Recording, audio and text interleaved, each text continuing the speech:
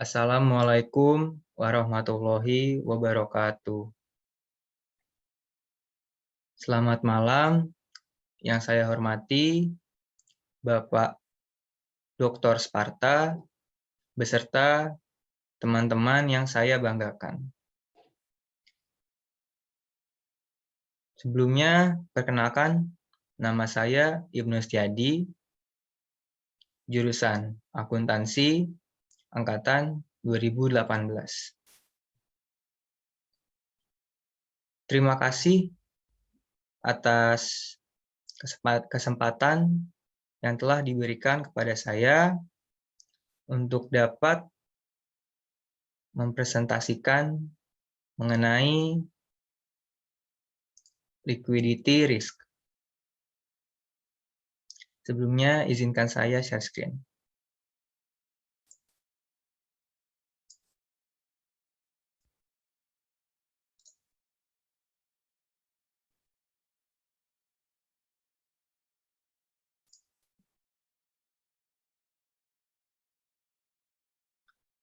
Risiko likuiditas.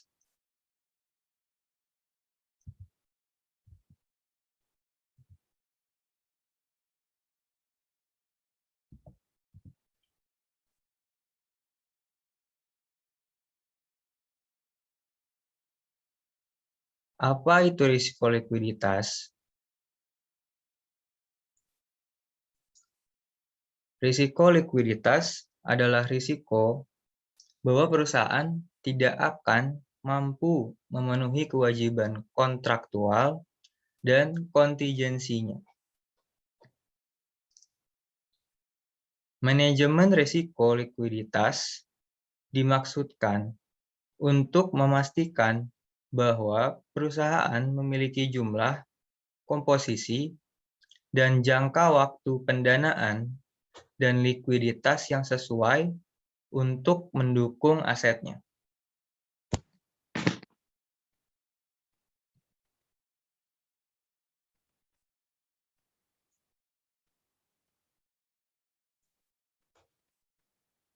Penyebab risiko likuiditas.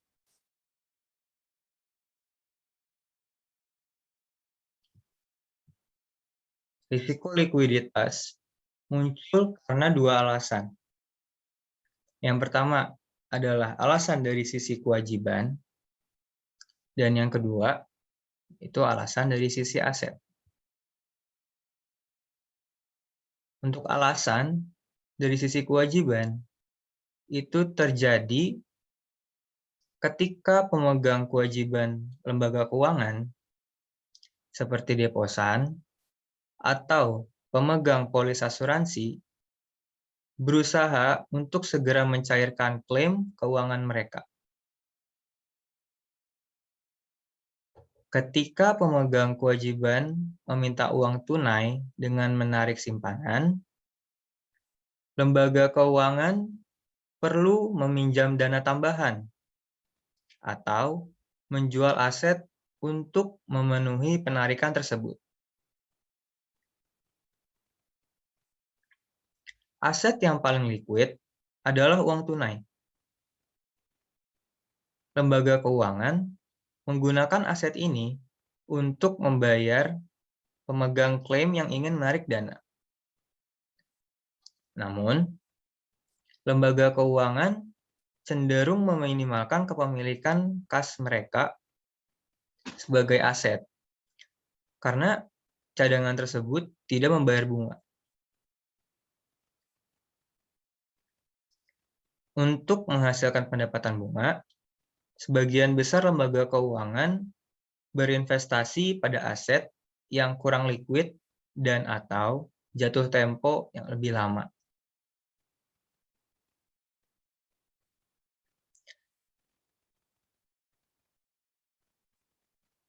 Nah, ini kan penyebab kedua itu risiko likuiditas adalah risiko likuiditas dari sisi aset.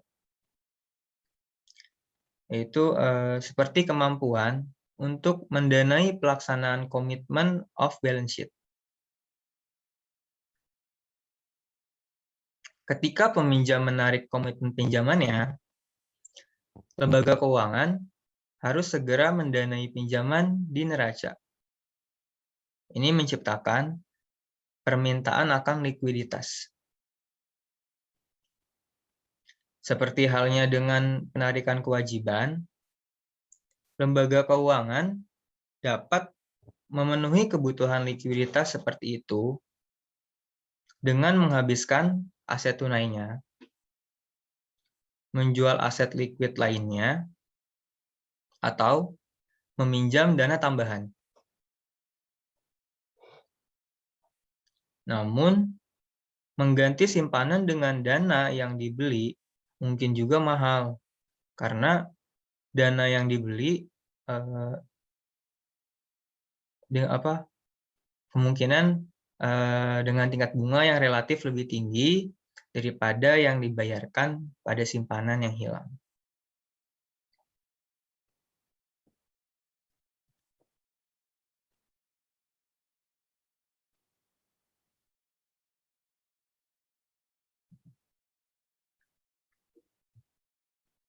Lalu ada risiko likuiditas pada lembaga penyimpanan.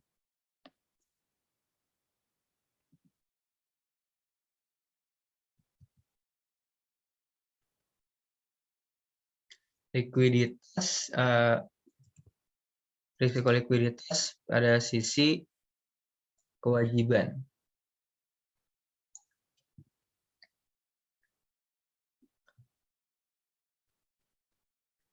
Rekening giro, rekening deposito pasar uang, dan rekening transaksi lainnya adalah kontrak yang memberikan hak kepada pemegangnya untuk mengembalikan klaim mereka ke lembaga penyimpanan pada hari tertentu dan menuntut pembayaran segera dari nilai nominal klaim deposito mereka secara tunai. Jadi secara teori setidaknya lembaga penyimpanan yang memiliki 20% kewajibannya dalam rekening giro, lalu rekening transaksi lainnya, itu harus siap membayar jumlah itu dengan melikuidasi jumlah aset yang setara pada setiap hari perbankan.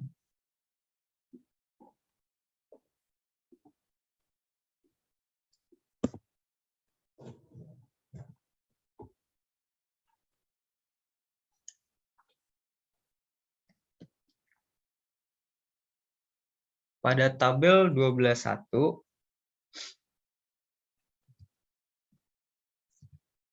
ini menunjukkan neraca agregat aset dan kewajiban dari Bank Komersial Amerika Serikat per Maret 2015.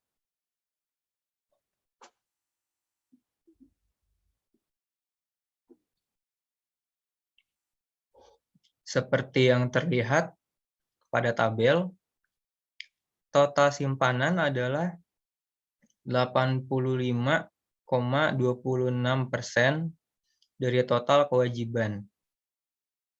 Sebagai perbandingan, aset tunai hanya 13,06% dari total aset. Perhatikan juga dana pinjamannya itu 12,08% dari total kewajiban.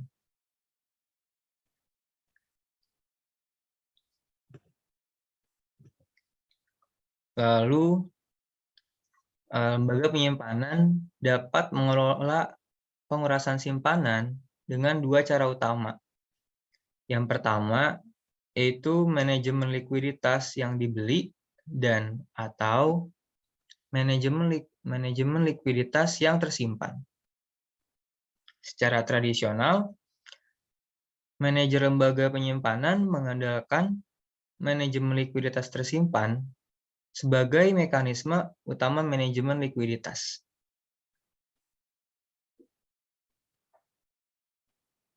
Saat ini banyak lembaga penyimpanan, terutama bank terbesar dengan akses ke pasar uang dan pasar dana non-deposit lainnya, itu bergantung pada manajemen likuiditas atau kewajiban yang dibeli untuk menghadapi resiko kekurangan uang tunai.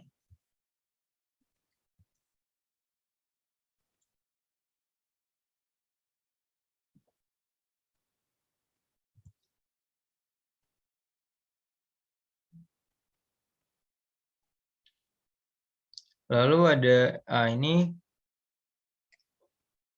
manajemen likuiditas yang dibeli. Manajer lembaga penyimpanan yang membeli likuiditas beralih ke pasar untuk dana yang dibeli, seperti pasar dana federal dan atau pasar perjanjian pembelian kembali, yang merupakan pasar antar bank untuk pinjaman jangka pendek. Sebagai alternatif, manajer lembaga penyimpanan dapat menerbitkan sertifikat deposito grosir jatuh tempo tetap tambahan atau bahkan menjual beberapa wesel dan obligasi.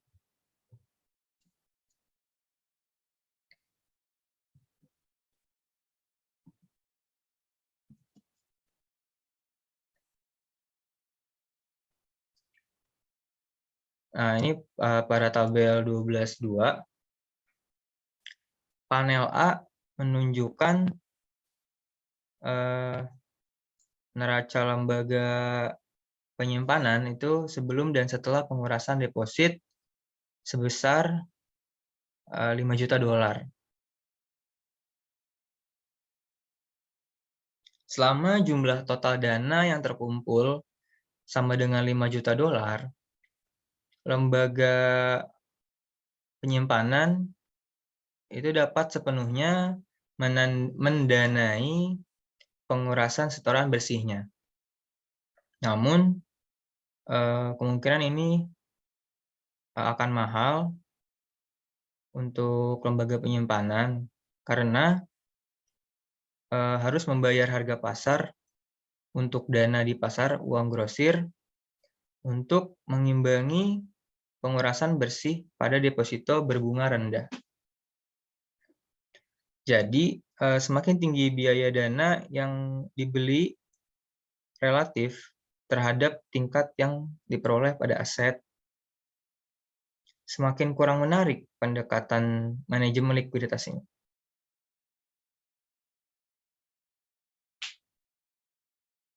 Selanjutnya, karena sebagian besar dana ini tidak dilindungi oleh asuransi simpanan, ketersediaannya mungkin terbatas jika lembaga penyimpanan mengalami kesulitan kepilitan.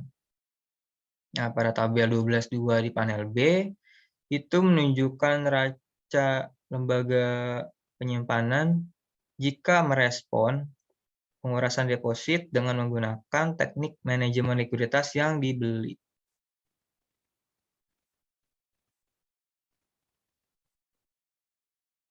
Nah, perhatikan bahwa manajemen likuiditas yang dibeli telah memungkinkan lembaga penyimpanan untuk mempertahankan ukuran neraca keseluruhannya sebesar 150 juta dolar tanpa mengganggu ukuran dan komposisi sisi aset dan neracanya.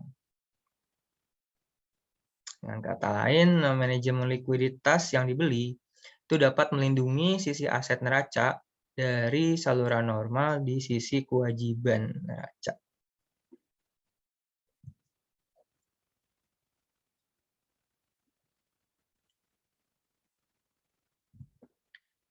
Lalu ada manajemen likuiditas yang dibeli.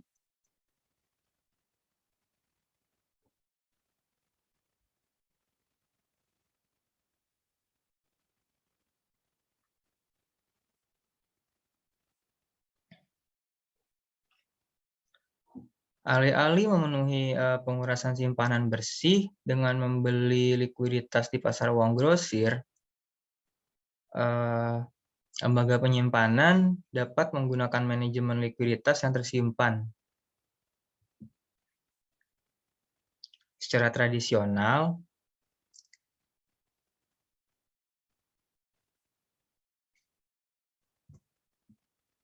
lembaga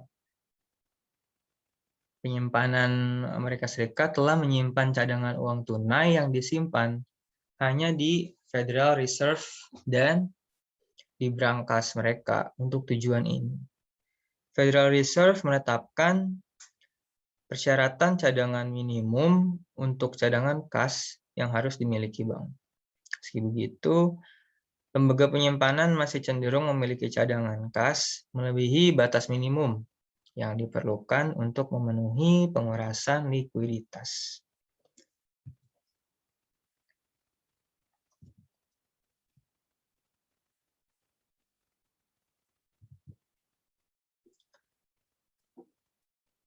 Nah, ini pada tabel 12.3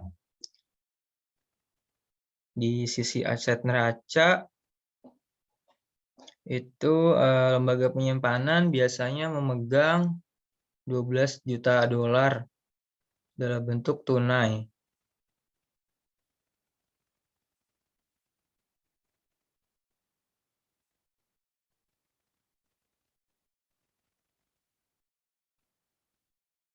Saat deposan menarik 5 juta dolar dalam bentuk deposito, lembaga penyimpanan dapat memenuhinya secara langsung dengan menggunakan kelebihan uang yang disimpan di brankasnya atau disimpan di simpanan di lembaga penyimpanan lain atau di Federal Reserve. Jika pengurangan 5 juta dolar dalam kewajiban deposito dipenuhi dengan pengurangan 5 juta dolar dalam aset tunai yang dimiliki oleh lembaga penyimpanan, neracanya akan seperti yang ditunjukkan pada tabel 12.3 panel B.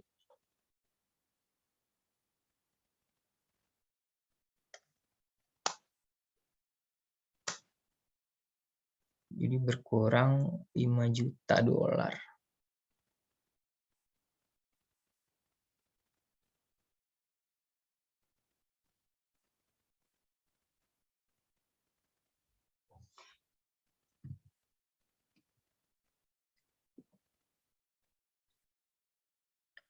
Ini ada risiko likuiditas sisi aset. Sama seperti pengurasan simpanan, dapat menyebabkan masalah likuiditas di lembaga penyimpanan. Demikian juga permintaan pinjaman dan pelaksanaan komitmen pinjaman dan jadwal kredit lainnya oleh peminjam.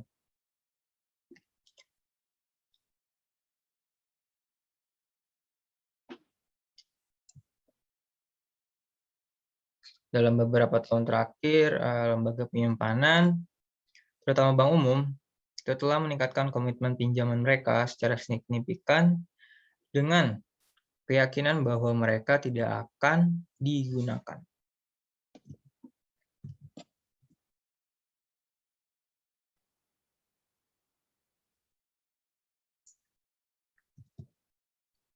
Ini ada pada tabel 12.4.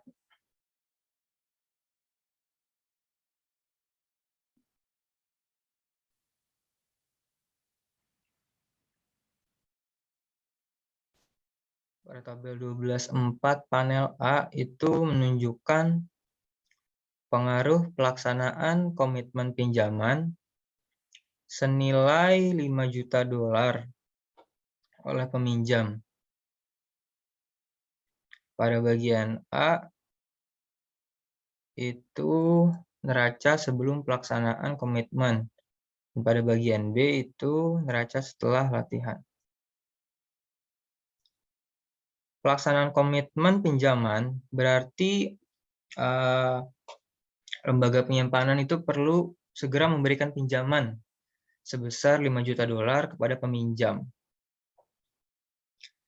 Ini dapat dilakukan baik dengan manajemen likuiditas yang dibeli atau dengan manajemen likuiditas tersimpan.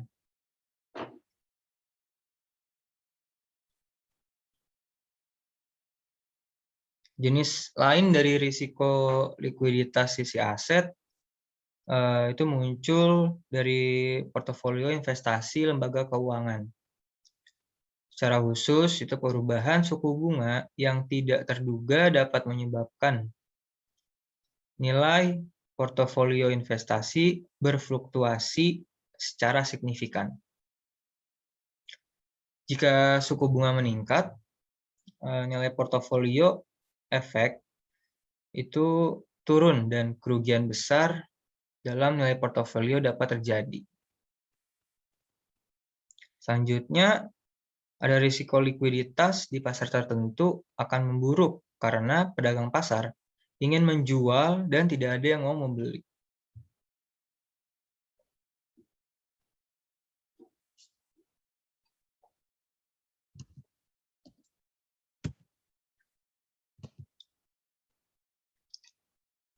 Pada tabel 12.5 panel A menunjukkan neraca lembaga keuangan sebelum dan setelah penurunan 5 juta dolar dalam nilai pasar dari portofolio investasinya. Selain kerugian dalam nilai ekuitas, lembaga keuangan harus mendanai kerugian senilai 5 juta dolar di neraca sehingga permintaan pinjaman dan penarikan deposit dapat dipenuhi.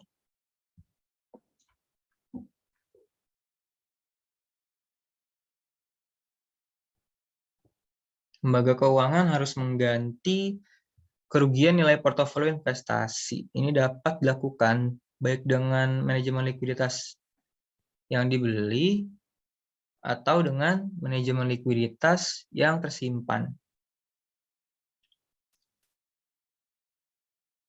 Nah, di panel B ini dari tabel 12.5 itu menunjukkan bahwa pengaruh kedua strategi antara manajemen likuiditas yang dibeli dan manajemen likuiditas yang disimpan.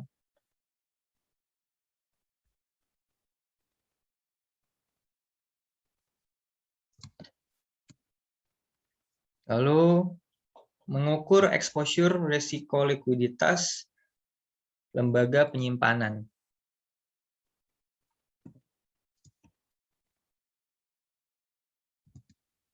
Ada financing gap dan financing requirement. Cara pertama untuk mengukur exposure risiko likuiditas adalah dengan menentukan gap pembiayaan lembaga penyimpanan.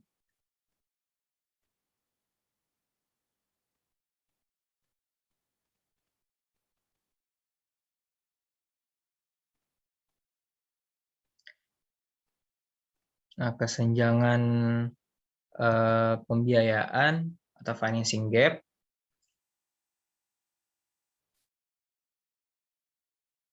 itu adalah perbedaan antara pinjaman rata-rata lembaga penyimpanan dan simpanan rata-rata. Jadi mungkin jadi kesenjangan pembiayaan sama dengan pinjaman rata-rata dikurang dengan simpanan rata-rata.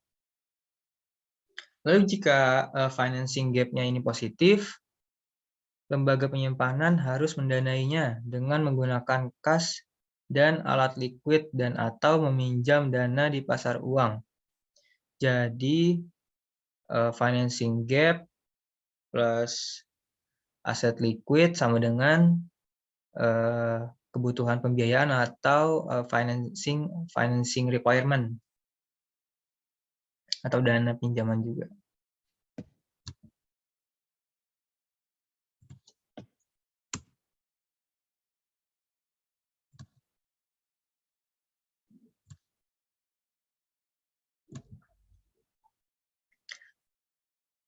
Tabel 12.6. Implikasi likuiditas dan manajerial dari kebutuhan pembiayaan adalah bahwa tingkat simpanan inti dan pinjaman serta jumlah aset liquid menentukan kebutuhan dana pinjaman atau pembelian lembaga penyimpanan. Semakin besar kesenjangan pembiayaan atau semakin besar financing gap dan kepemilikan aset liquid, itu semakin besar jumlah dana yang dibutuhkan untuk meminjam di pasar uang. Dan semakin besar juga exposure-nya terhadap masalah likuiditas dari ketergantungan tersebut. Tabel 12.6 ini menunjukkan hubungan antara kesenjangan pembiayaan, alat liquid, dan kebutuhan pembiayaan dana pinjaman bersamaannya.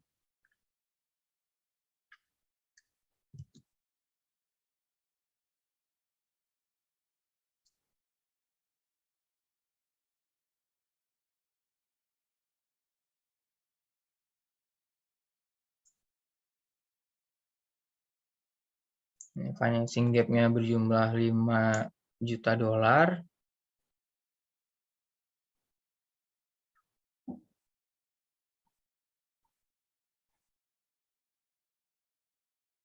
Karena pinjaman rata-rata dikurang dengan simpanan rata-rata.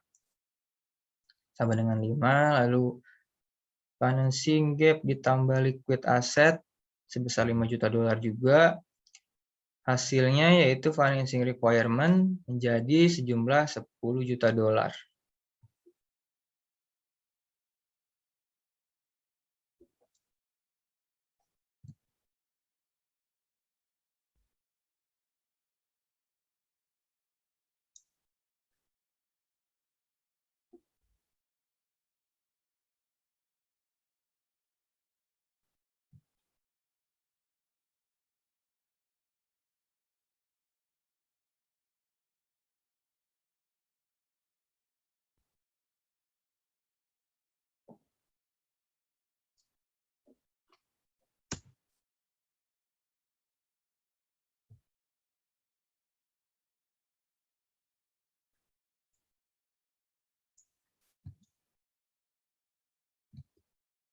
Selanjutnya, sumber dan penggunaan likuiditas. Seperti yang telah dibahas sebelumnya, kalau resiko likuiditas lembaga penyimpanan itu muncul dari pelaksanaan bisnis yang berkelanjutan, seperti penarikan simpanan atau dari permintaan pinjaman baru, dan kebutuhan selanjutnya untuk memenuhi permintaan tersebut melalui likuidasi aset atau pinjaman dana.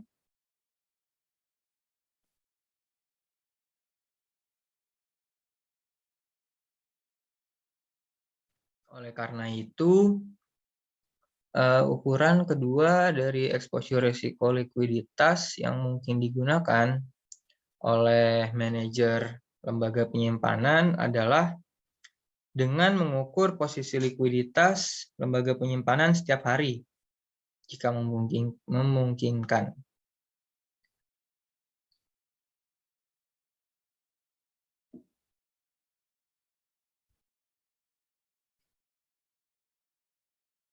Alat yang berguna adalah pernyataan likuiditas bersih yang mencantumkan sumber dan penggunaan likuiditas, dan dengan demikian memberikan ukuran posisi likuiditas bersih lembaga penyimpanan.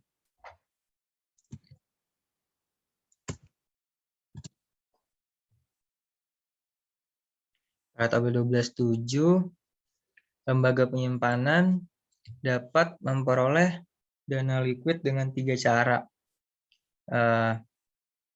Yang pertama, dapat segera menjual aset liquidnya seperti T-bills dengan risiko harga yang kecil dan biaya transaksi yang rendah. Lalu yang kedua itu dapat meminjam dana di pasar uang atau di pasar dana yang dibeli hingga jumlah maksimum.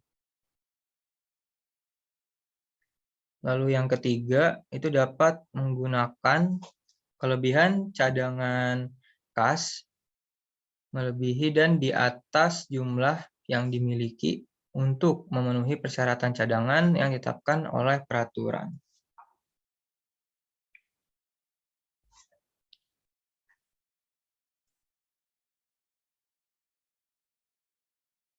Nah, pada tabel 12.7, sumber likuiditas lembaga penyimpanan itu berjumlah 14.500.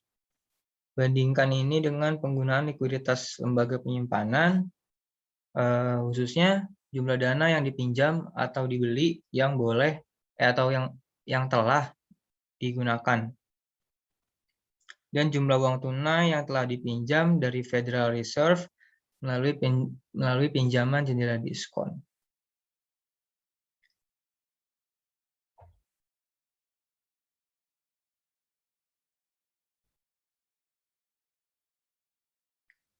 Lalu totalnya $7.000.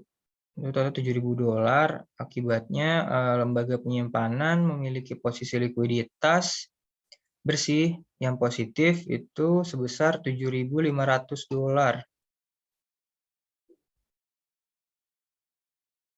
Sumber dan penggunaan likuiditas ini dapat dengan mudah dilacak setiap hari.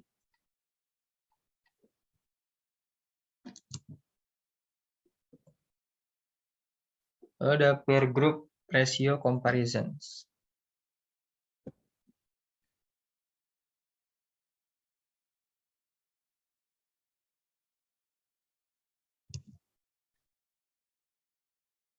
Nah, cara ketiga untuk mengukur exposure likuiditas dari lembaga penyimpanan itu dengan membandingkan rasio kunci dan fitur neraca tertentu dari lembaga penyimpanan seperti pinjaman terhadap deposito, dana pinjaman terhadap total aset, dan komitmen untuk meminjamkan rasio aset.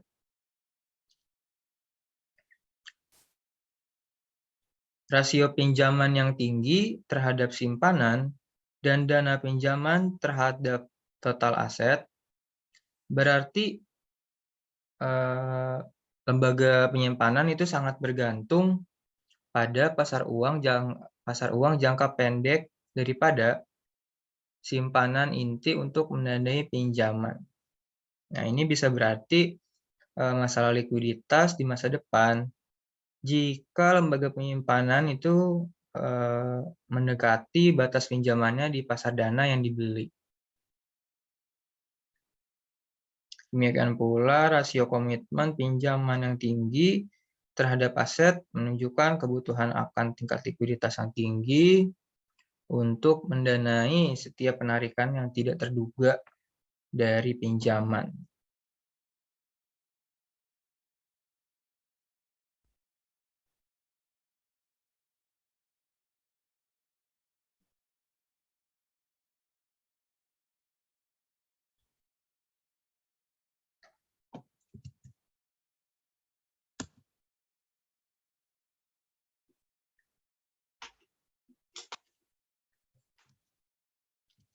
Lalu ada indeks likuiditas.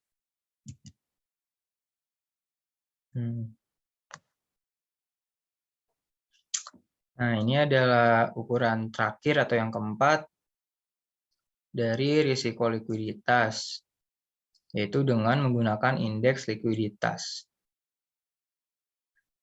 Indeks ini mengukur potensi kerugian yang dapat diderita lembaga keuangan dari pelepasan aset secara tiba-tiba atau penjualan cepat dibandingkan dengan jumlah yang akan diterimanya pada nilai pasar wajar yang ditetapkan dalam kondisi pasar normal. Semakin besar perbedaan antara harga aset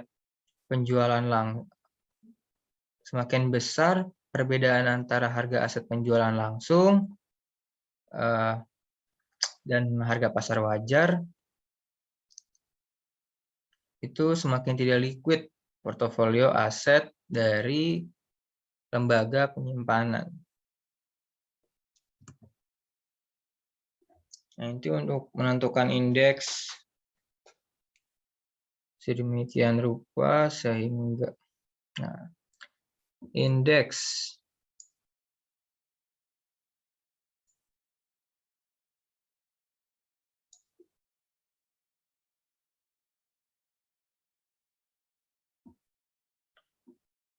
sigma n I sama dengan 1, terus itu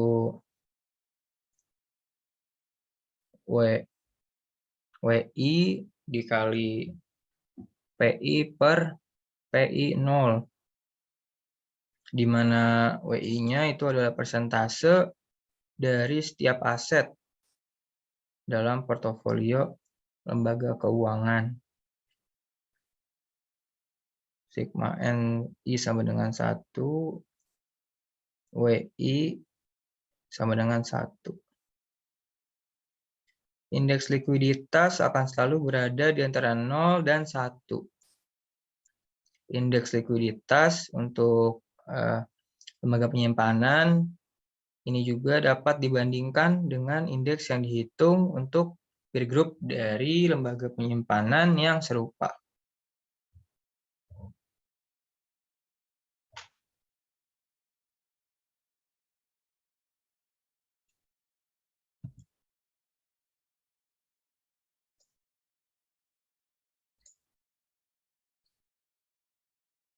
Selanjutnya ada tindakan risiko likuiditas baru yang diimplementasikan oleh bank untuk penyelesaian internasional.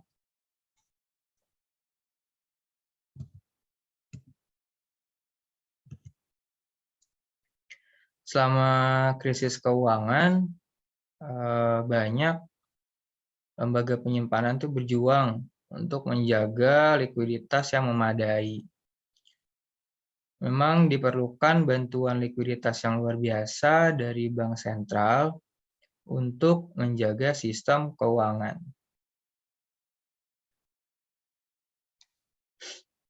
Bahkan dengan dukungan yang luas ini,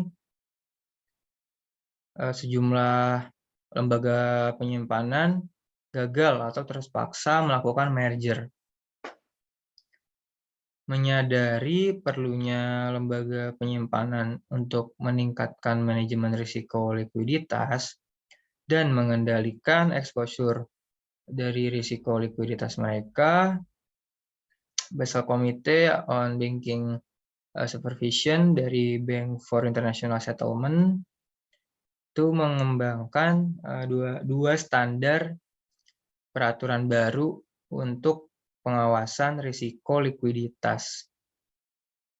Standar tersebut dimaksudkan untuk meningkatkan alat, metrik, dan tolak ukur yang dapat digunakan pengawas untuk menilai ketahanan dari likuiditas bank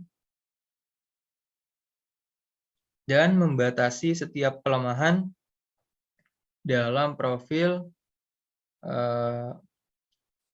maturitas likuiditas.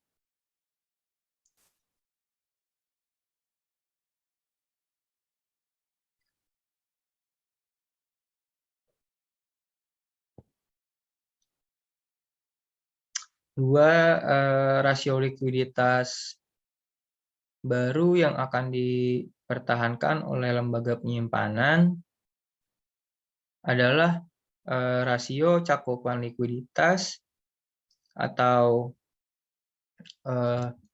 liquidity coverage ratio, dan ada juga rasio pendanaan stabil bersih.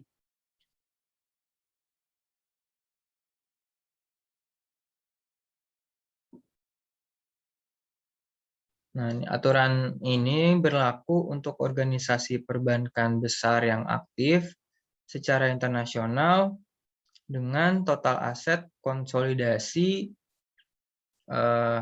sebesar 250 miliar dolar atau lebih, atau total exposure asing di neraca itu sebesar 10 miliar dolar atau lebih. Dan untuk lembaga penyimpanan anak perusahaan terkonsolidasi dari organisasi perbankan ini dengan total 10 miliar dolar atau lebih aktiva.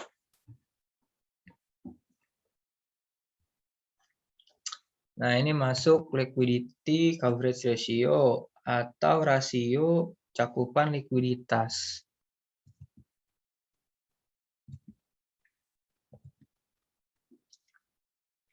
Rasio cakupan likuiditas itu bertujuan untuk memastikan bahwa lembaga penyimpanan mempertahankan tingkat yang memadai dari aset liquid yang berkualitas tinggi atau HQLA yang dapat dikonversi menjadi uang tunai untuk memenuhi kebutuhan likuiditas untuk jangka waktu 30 hari di bawah skenario tekanan likuiditas akut yang ditentukan oleh pengawas.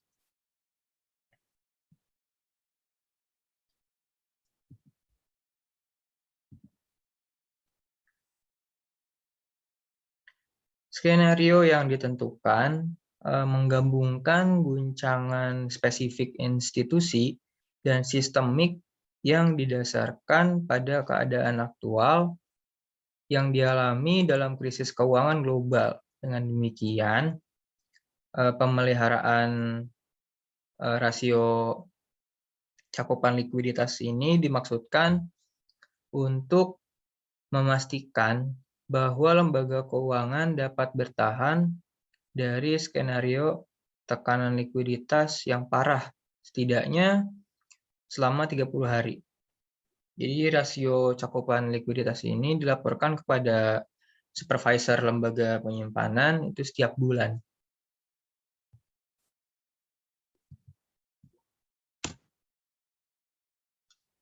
Nah, ini untuk menghitung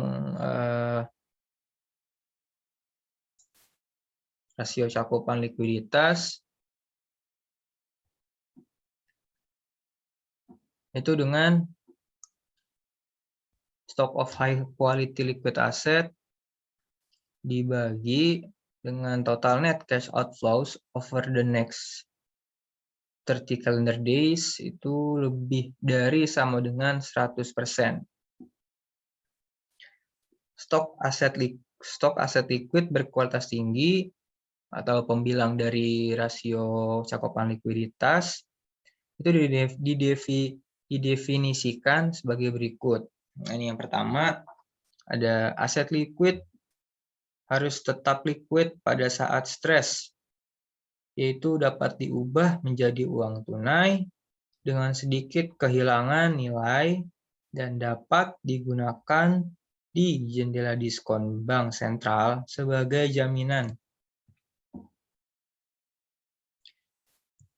Yang kedua, aset liquid harus tidak terbebani.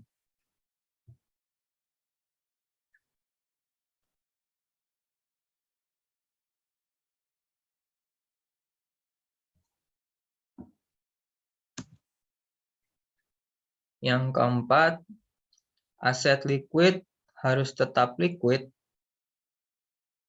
Oh, ini tadi udah. Yang keempat itu aset liquid dibagi menjadi level 1 dan level 2.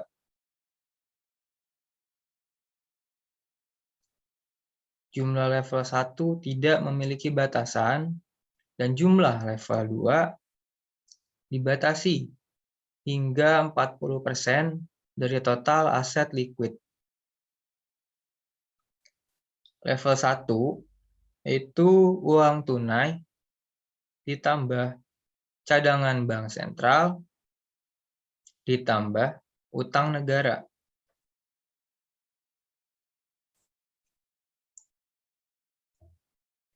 Level 2A yaitu efek beragun hipotek yang dijamin pemerintah ditambah obligasi perusahaan dengan peringkat setidaknya AA-.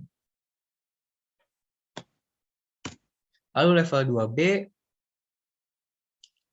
sekuritas berbasis hipotek perumahan yang tidak dijamin pemerintah, ditambah obligasi korporasi berperingkat lebih rendah,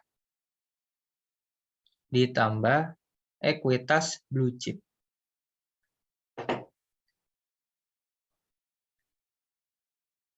Selanjutnya, haircut minimal 15% itu harus diterapkan pada nilai setiap aset level 2A. Lalu haircut minimal 50% harus diterapkan pada nilai setiap aset level 2B.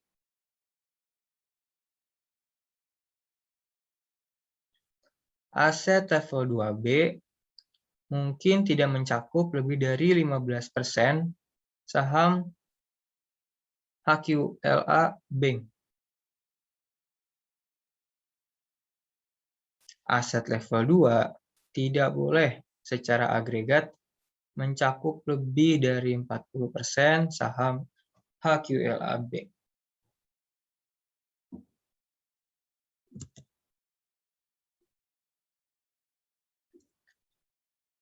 Lalu total arus kas keluar bersih yang menjadi penyebut rasio dari rasio cakupan likuiditas itu didefinisikan sebagai total arus kas keluar bersih selama 30 hari kalender berikutnya, yaitu arus keluar dikurang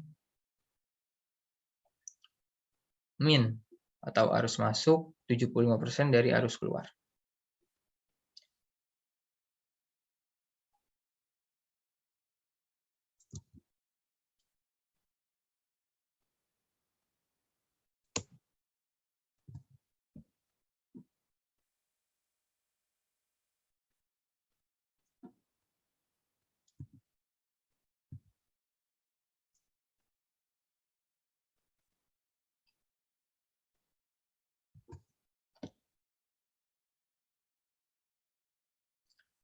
Rasio pendanaan stabil bersih.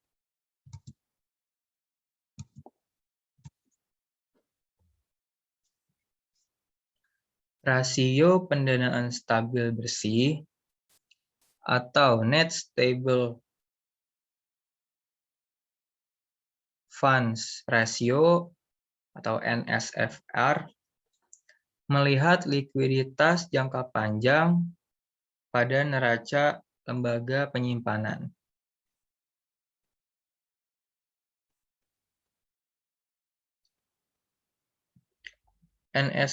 NSFR atau rasio pendanaan stabil bersih itu mengevaluasi likuiditas di seluruh neraca dan memberikan insentif bagi lembaga penyimpanan untuk menggunakan sumber pembiayaan yang stabil.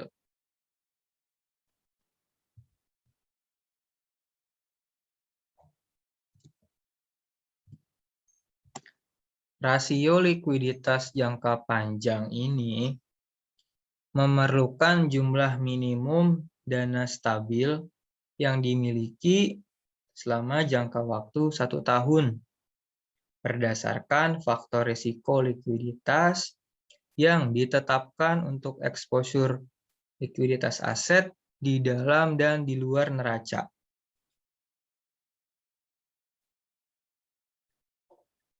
Rasio pendanaan stabil bersih ini dimaksudkan untuk memastikan bahwa aset jangka panjang itu didanai dengan jumlah minimum kewajiban stabil. Ini membatasi ketergantungan pada pendanaan grosir jangka pendek, yang merupakan masalah utama dalam krisis keuangan.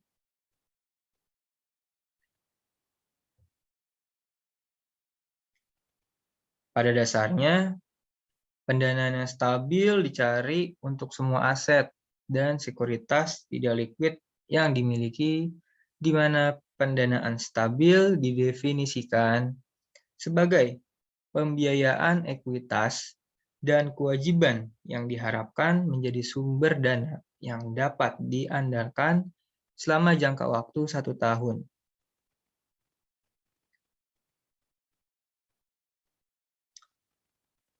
Rasio pendanaan stabil bersih ini akan dilaporkan kepada pengawas lembaga penyimpanan setiap triwulan.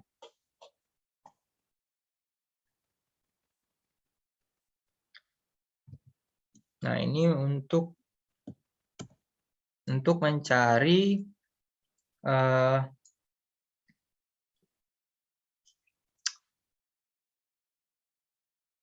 net stable funds ratio atau rasio pendanaan stabil bersih, yaitu dengan cara available amount of stable funding dibagi dengan required amount of stable funding, itu harus lebih besar dari 100%.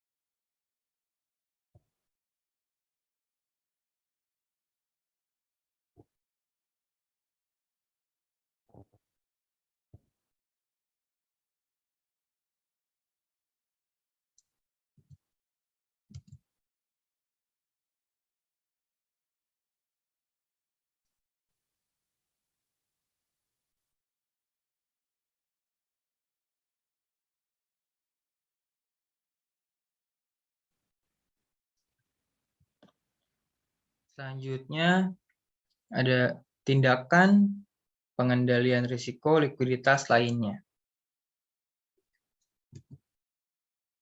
Nah, ini selain LCR dan NSFR, regulator akan memantau beberapa lembaga penyimpanan tambahan dan tren di seluruh sistem. Metrik tambahan ini menangkap informasi spesifik yang terkait dengan arus kas bank, struktur neraca, agunan tanpa beban yang tersedia, dan indikator pasar tertentu. Nah, langkah-langkah pemantauan itu meliputi ketidakcocokan jatuh tempo kontraktual. Itu berarti bandingkan aset dengan kewajiban dalam rentang waktu berdasarkan jatuh tempo. Misalnya semalam 7 hari, 14 hari, 1, 2, 3 bulan, atau 3 tahun, 5 tahun, seterusnya. Data ketidaksesuaian jatuh tempo harus diberikan kepada supervisor lembaga penyimpanan secara berkala.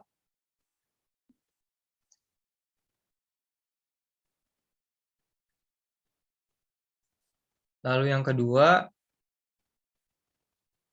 itu ada konsentrasi pendanaan.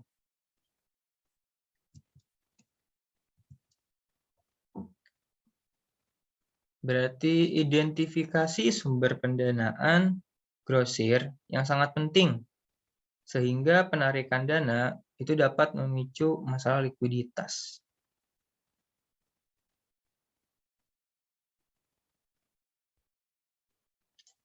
Selanjutnya, ada aset tak terbebani yang tersedia. Identifikasi kuantitas dan karakteristik utama, termasuk denominasi mata uang dan lokasi, aset tak terbebani bank yang tersedia. Aset-aset ini berpotensi untuk digunakan sebagai agunan untuk memperoleh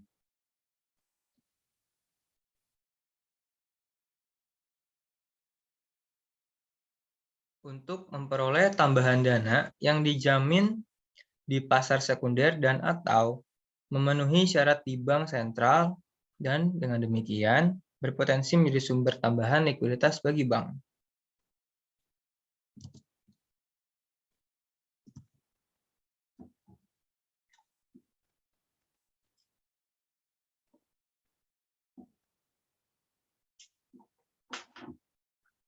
Lalu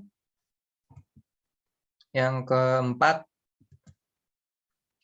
ada rasio LCR itu menurut mata uang yang signifikan. Pantau LCR itu dalam mata uang yang signifikan.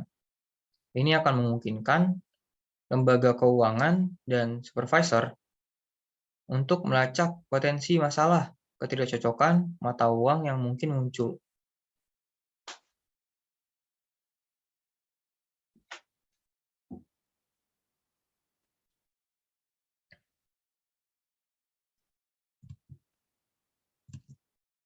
Yang terakhir itu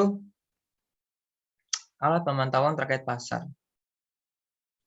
Pantau data pasar frekuensi tinggi, termasuk data pasar dan informasi di sektor keuangan, dengan sedikit atau tanpa jeda waktu.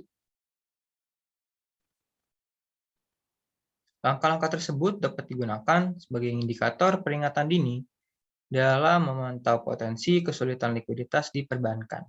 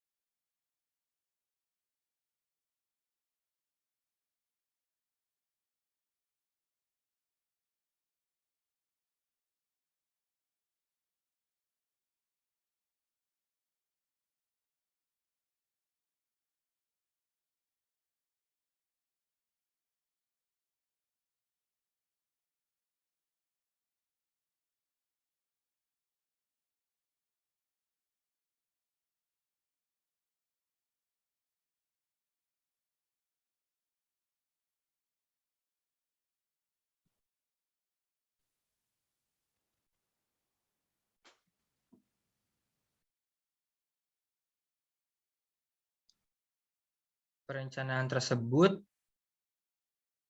dapat menurunkan biaya dana dan dapat meminimalkan jumlah kelebihan cadangan yang harus dimiliki oleh lembaga penyimpanan.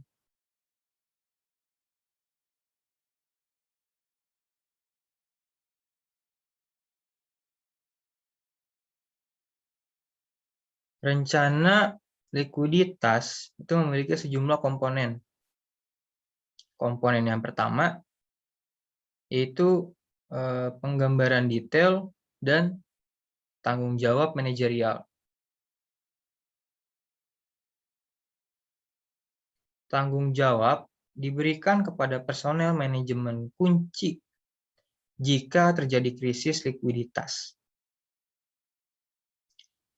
Badan pengaturnya yaitu Federal Reserve dan FDIC. Rencana likuiditas juga menentukan bidang tanggung jawab manajerial dalam mengungkapkan informasi kepada publik, termasuk deposan.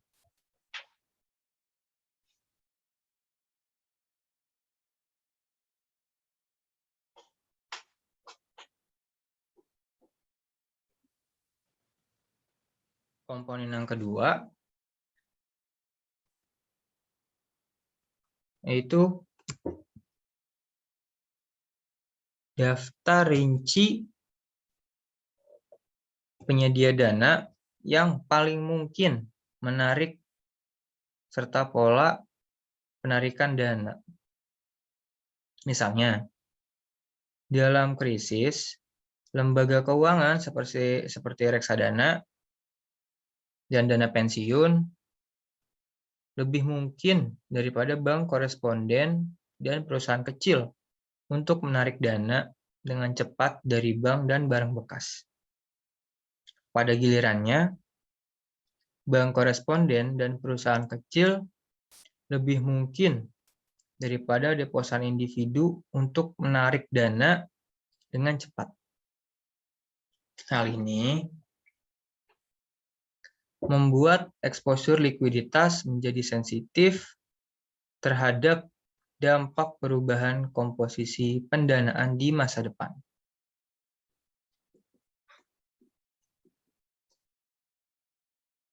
Selanjutnya, lembaga penyimpanan menghadapi penarikan deposito musiman yang sangat besar pada kuartal sebelum Natal. Nah, komponen yang ketiga dari perencanaan likuiditas adalah identifikasi ukuran potensi simpanan dan penarikan dana selama berbagai jangka waktu di masa depan, entah itu 1 minggu, 1 bulan, 1 kuartal, dan lain-lain. Serta sumber pendanaan pasar swasta alternatif untuk memenuhi penarikan tersebut. Misalnya pinjaman darurat dari lembaga keuangan lain dan Federal Reserve.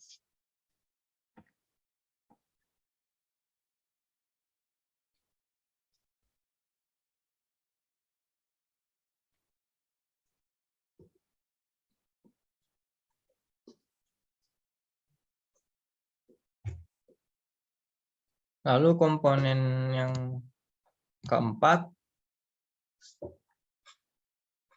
atau yang terakhir dari rencana likuiditas yaitu menetapkan batas internal pada pinjaman anak perusahaan dan cabang yang terpisah, serta batas untuk premi resiko yang dapat diterima untuk membayar di setiap pasar. Selain itu, rencana tersebut merinci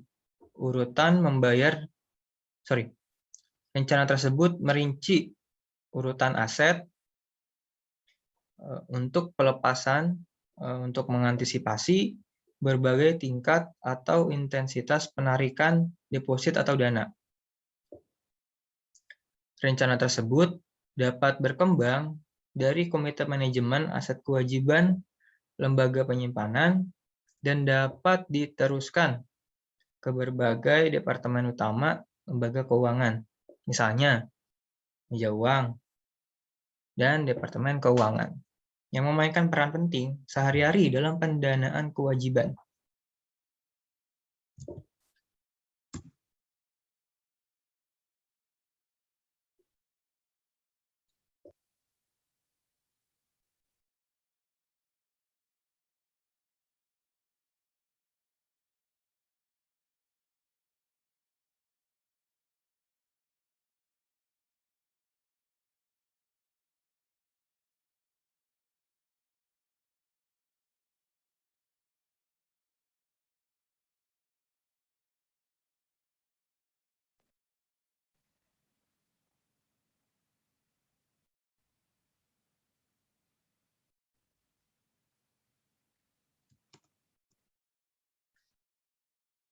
Yang terakhir, ada resiko likuiditas pada lembaga keuangan jenis lain.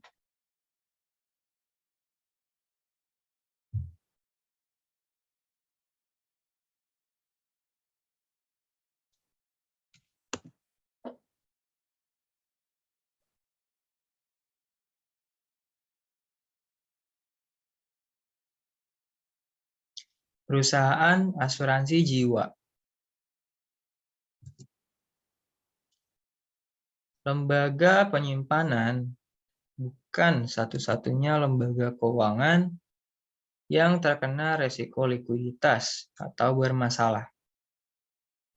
Seperti halnya lembaga penyimpanan, perusahaan asuransi jiwa memiliki cadangan kas dan aset likuid lainnya untuk memenuhi pembatalan polis dan kebutuhan modal kerja lainnya yang timbul dalam proses penulisan asuransi.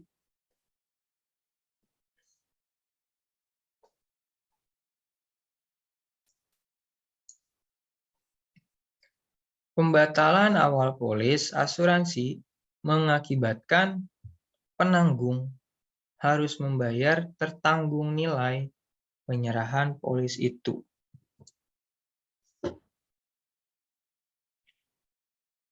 Dalam kegiatan bisnis normal, pendapatan premi dan pengembalian portofolio aset perusahaan asuransi cukup untuk memenuhi arus kas keluar yang diperlukan ketika pemegang polis mencairkan atau menyerahkan polis mereka lebih awal.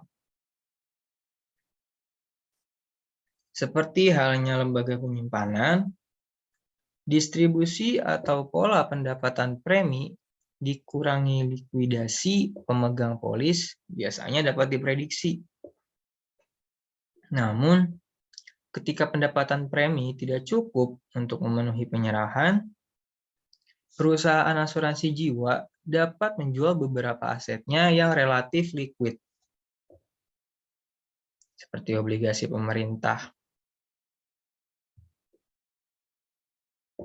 Dalam hal ini, obligasi bertindak sebagai penyangga atau aset cadangan sumber likuiditas bagi perusahaan asuransi.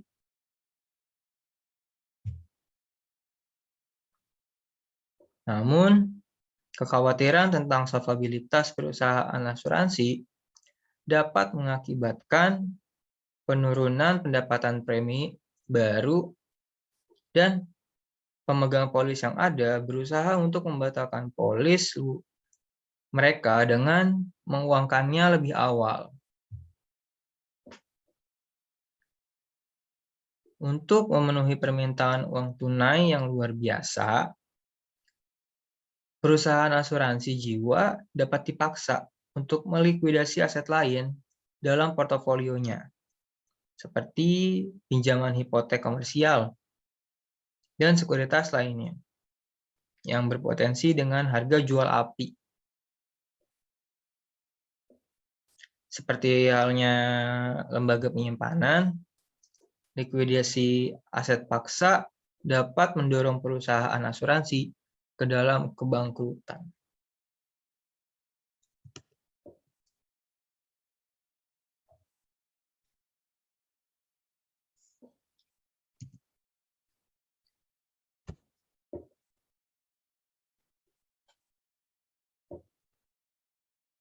Lalu ada property casualty insurers.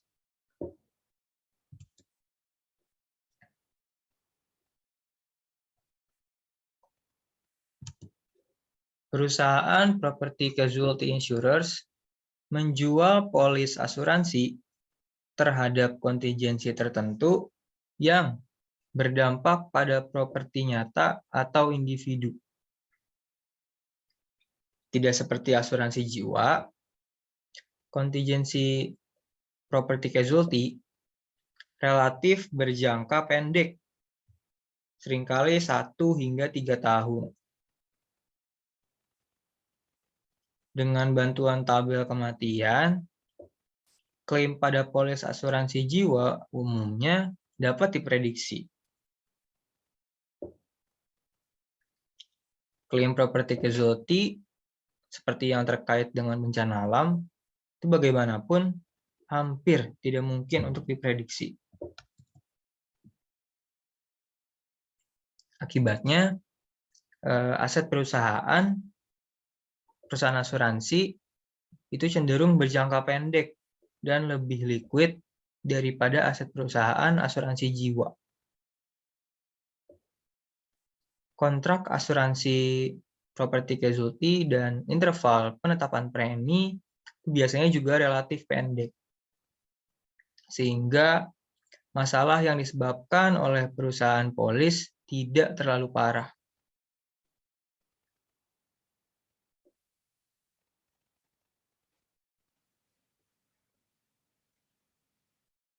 Exposure likuiditas terbesar perusahaan asuransi property casualty itu terjadi ketika pemegang polis membatalkan atau gagal memperbarui polis dengan perusahaan asuransi karena resiko kebangkrutan, harga, atau alasan persaingan.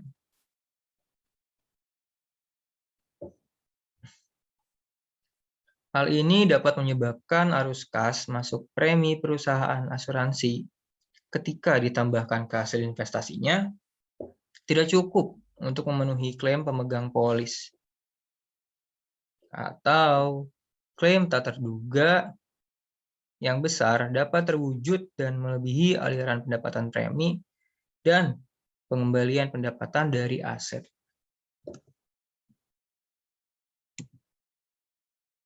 Baik, mungkin segitu dulu dari saya. Terima kasih atas perhatian dan waktunya. Saya Ibnu Setiadi pamit. Wassalamualaikum warahmatullahi wabarakatuh.